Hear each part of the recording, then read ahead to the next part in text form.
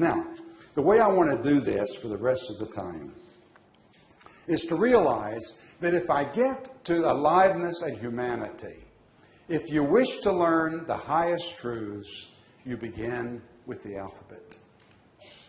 Now, in English, that's 26 letters.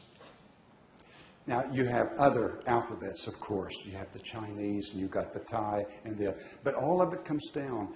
And your whole story is finally told in English with 26 letters.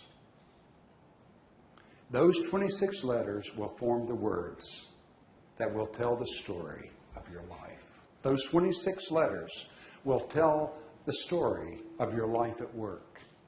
Those 26 letters will tell the story of your life at home. And think of all the different words that can be formed with just those 26 letters.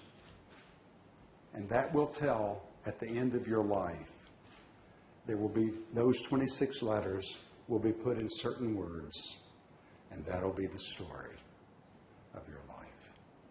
26 letters. Now, what would be those words? And I've got 26 of them. And now don't worry, we're not going to do a whole lot with all 26. We'd be here this time tomorrow. But let's just run through them quickly. And this is what this is designed to do is all this aliveness, this 50% of aliveness, this 30% of humanity, this 10% of skill, 10% for choices. How do I get into that? How do I mine the treasure that comes in one day at a time? How do I bring in to make my life richer, to make my life bigger, to increase the size of my heart, to make me more effective as a father and a mother and a brother and a sister, to make me more effective as a friend and more effective at a person at work? How can this help me? And so here are 26 suggestions. We'll talk about some of these. They're not, you might have better ones than I've gotten. But if you want to access your life, A is for aim. B is for brains. And then change and dare and essentials and flexibility and genius and humility and insight and joy and knowledge, listening, the moment, the importance of now, the importance of one, the importance of patience and quietness and readiness. S is for surpass, and then tenacity, unreasonableness. Now that one's always fun. Value and wealth, exuberance, you, and zeal. These are 26 ways. Now let's go right quickly before the break to the first one, and that is A is for aim. How important this is, because so often, you know, the story really is ready, aim, fire.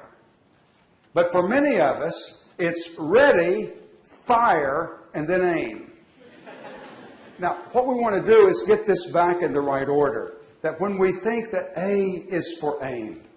There was an old woodworker in Southern California. And he was a master with his hands. He could create with his hands what beautiful furniture that would sell. He made a chair that sold for $100,000. And so he became a great fellow and was interviewed. And the interviewer came to him one day and said, "Sam, how do you do that? How did you become such a great artist in being able to fashion things with your hands, with wood, and to make things that sell for such enormous amounts of money?" And the old man sat there and he said, "Well, you know, I try to be a good man." And the interviewer said, "Well, that's fine, but how did you become such a fabulous artist?" And he said, "Well, you know, I try to be a good husband and father." And the interviewer is saying, "Well, you know, all well and good. But the question is, how did you become such a great artist?" And he said, "Well, I try to be a good citizen in my community. And the interviewer is getting a little frustrated at this point and says, but how? And he said, he scratched his head. And he said, how can I put this? He said, I just try. I get up every day and I try to aim myself true.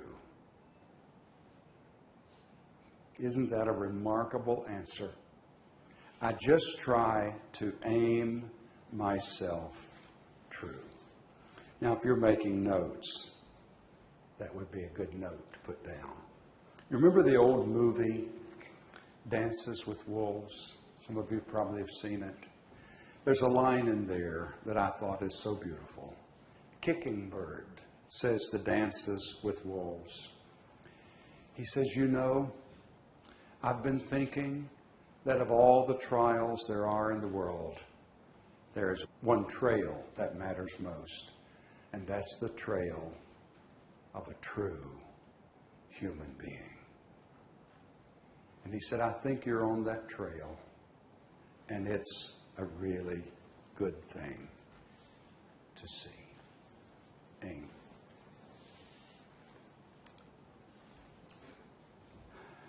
Just before we break, in your local paper about a week ago, maybe this past Saturday, it's entitled What People Really Want. And it's from Kyoto, where there's a place where people leave their wishes. You may have seen this article.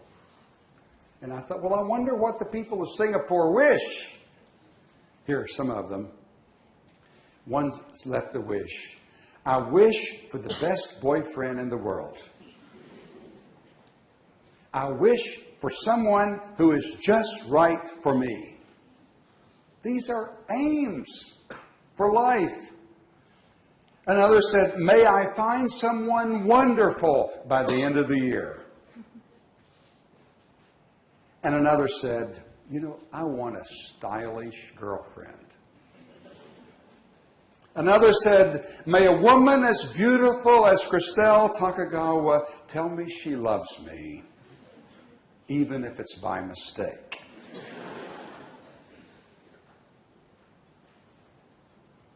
One of them said, I want to be someone important to the police. I don't know what that one meant. Now, when we come back after the break, I want us to take some letters and look at aim, and then we're going to look at brains. And I want to tell you something that I think is fascinating about this component that we call brain. I want us to talk about how we deal with change, to talk about the importance of being a person who dares. And then at the end, I hope that we will all feel richer. I hope we'll all be better prepared to go to work in the morning.